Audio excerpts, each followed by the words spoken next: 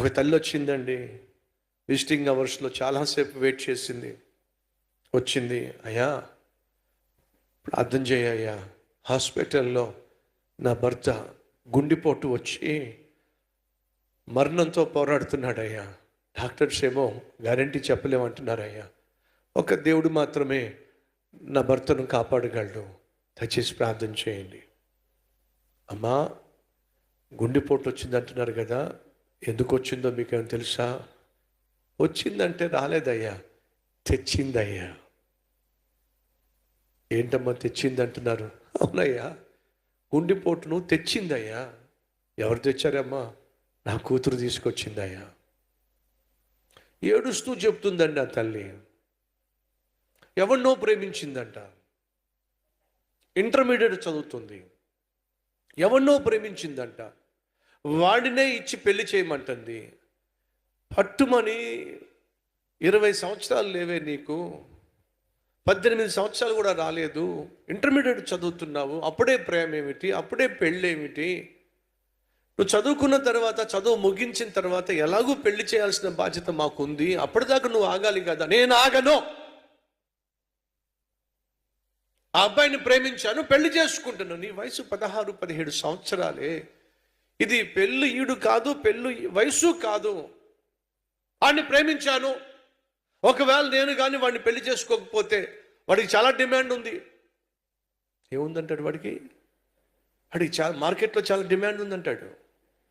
Greek వీరుడు. నేను కాకపోతే నా క్లాస్లో చాలామంది ఎత్తుకుపోయేలా ఉన్నారు, కాబట్టి ముందే బుక్ చేసుకోవాలి నేను. బుకింగు 16-17 సంవత్సరాల వయసులో ప్రేమ ఏమిటే, పెళ్ళి ఏమిటే? నువ్వు మాట్లాడుతుందో నీకేమైనా అర్థమవుతుందా?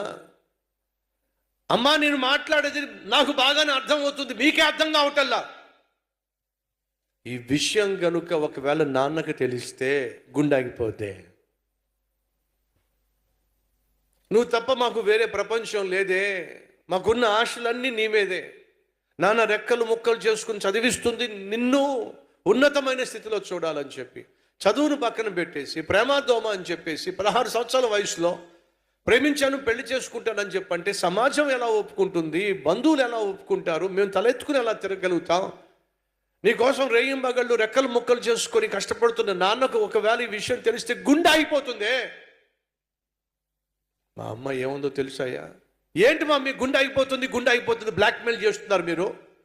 ఏదో ఒక రోజు పోవాల్సిందే కదా, ఏదో ఒకరోజు ఆగిపోవాల్సిందే కదా.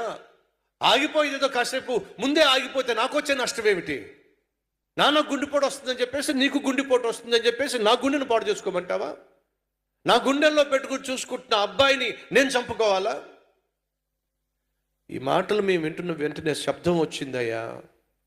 ఏమిటి శబ్దం? గబగబ బెడ్రూమ్లోకి వెళ్తే మా మధ్య జరుగుతున్నటువంటి ఈ తతంకం అంతా కూడా పడుకున్నాడులే అనుకున్నాను, కానీ మొత్తం వినేశాడయ్యా. ఆ గుండె తట్టుకోలేకపోయిందయ్యా, కుప్ప కూలిపోయాడయ్యా. గుండెపోటు రాలేదయ్యా నా భర్తకి, నా కూతురు తెచ్చిందయ్యా. తమ్ముళ్ళు చెల్లెళ్ళు, అమ్మ నాన్న మిమ్మల్ని గుండెల్లో పెట్టుకుని చూసుకుంటున్నప్పుడు ఆ గుండెనే పొడిచే ప్రయత్నం చేస్తే ఇంకంతకంటే ద్రోహం మరొకటి ఉండనే ఉండదు. పెళ్ళి అనేది నువ్వు ఒక్కడివి చేసుకునేదాని కాదు, ఒక్కడివి చేసుకునేది కాదు. చెల్లెళ్ళు వినండి, పెళ్ళి అంటే నువ్వు ఒక్కదానివే వెళ్ళి నడులు గోడల మధ్య చేసుకునేది కాదు. కన్న వాళ్ళకున్న ఒకే ఒక్క ఆశ తెలుసా? కల్లారా చూడాలి. ఏమిటి? నీ కళ్యాణం, నీ వివాహం కల్లారా చూడాలి. ఆ తర్వాత మనవళ్ళను మనవరాళ్ళను మనసారా ఎత్తుకోవాలి, లాలించాలి, ఆడించాలి, ఒళ్ళో పెట్టుకుని పెంచాలి. అది వారి కళ. నా ఇష్టం నా ఇష్టం అని చెప్పేసి ప్రేమాదోమ అని చెప్పేసి జీవితం నాశనం చేసుకుంటున్నావే. అమ్మాయిని చూడండి, చదువుకోవడానికి వచ్చింది, ఉద్యోగం చేయడానికి వచ్చింది, ఎవరినో ప్రేమించిందంట, వాడితో పాపం చేయడం మొదలుపెట్టింది. వాడు ఇప్పుడు ఏమంటున్నాడంటే, ప్రేమ అని చెప్పగానే నన్ను ప్రేమించేశావు, రా అనంటే వచ్చి నాతో పడుకున్నావు, ఇలా ఎంతమందితో పడుకున్నావో నాకు తెలియక మునుపు ఎంతమందితో పాపం చేసావో నాకేం తెలుసు? అంత మాట ఎందుకు అంటున్నావు? మరి రమ్మంటే వచ్చేసావు కదా. ఏ హోటల్కి రమ్మంటే ఆ హోటల్కి వచ్చేసావు, ఏ గదికి రమ్మంటే ఆ గదికి వచ్చేసావు. అప్పుడే నాకు నీ మీద అనుమానం ఉంది, ఇదేంటి పిలిస్తే వచ్చేస్తుందని. కాబట్టి ఇప్పుడు నాకున్న అనుమానం ఏమిటంటే, ఈ కూతురు నా కూతురు కాదు, కాబట్టి దాని బాధ్యత నేను తీసుకోను. ఇప్పుడు ఇలా అంటున్నాడన్నా నేనేం చేయాలి? ఏం చేయాలండి? నా ఇష్టం. ఏం చేసిందో తెలుసా? ఏమీ చేయలేని నిస్సహాయ స్థితికి తీసుకొచ్చేసింది. తమ్ముళ్ళు చెల్లెళ్ళు జాగ్రత్త. నా ఇష్టం, నా ఇష్టం, నా జీవితం. ఇది కొత్త పాట. మమ్మీ, ఇది నా జీవితం. నా జీవితంలో నేను తీసుకోవాల్సిన నిర్ణయాల్లో మీ ప్రమేయం నాకు అవసరంలా. నా జీవితం, నీ బోడి జీవితం నీకు ఎక్కడి నుంచి వచ్చింది? అమ్మ నాన్న ఇస్తేనే వచ్చింది. ఇప్పుడు ఏదో 20 సంవత్సరాలు వచ్చినాయి అని, నువ్వేదో కాస్త రంగు బాగున్నావని, కాస్త కలర్ ఉందని, కాస్త కళగా ఉన్నావని నా ఇష్టం. ఆ బోడి నీ కళ ఎక్కడి నుంచి వచ్చింది? అమ్మ కలో నాన్న కలో వచ్చింది. ఆ కలర్ ఎక్కడి నుంచి వచ్చింది? అమ్మదో నాన్నదో వచ్చింది. ఆ రూపురేఖలు ఎక్కడి నుంచి వచ్చినాయి? అమ్మ దగ్గర నుంచో నాన్న దగ్గర నుంచో వచ్చినాయి. పుట్టినప్పటి నుంచి ఇప్పటి వరకు నిన్ను ఎవరు పోషించారు? అమ్మ నాన్నే పోషించారు. ఎవరు చదివించారు? అమ్మ నాన్నే చదివించారు. నీకు టీకాలు ఎవరు వేశారు? పోలియో డ్రాప్లు ఎవరు వేశారు? వ్యాక్సిన్ ఇంజెక్షన్స్ ఎవరు ఇప్పించారు? రోగం వస్తే ఎవరు హాస్పిటల్ తీసుకెళ్లారు?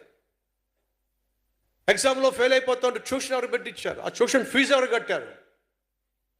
ఈ క్షణం వరకు నువ్వు బతుకున్నావంటే ప్రతి క్షణం అమ్మ నాన్న పోషించారు.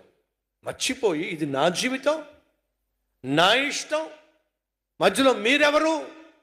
ప్రశ్నించేవాళ్ళు మనుషులు కాదో, పశువులో. మీరెవరు? అమ్మ నాన్ననే మీరెవరని ప్రశ్నించేవాళ్ళు మానవ జాతికి చెందిన వాళ్ళు కాదు. ఒకవేళ పశువులు అందామన్నా పశువులు కూడా ఒప్పుకోవు. మేము అంత తేడాగా కనిపిస్తున్నావా? మీకు అంత చీప్గా కనిపిస్తున్నావా? పశువులు కూడా ఒప్పుకోవట్లా. తమ్ముళ్ళు చెల్లెళ్ళు, నా ఇష్టం నాశనం చేస్తుంది.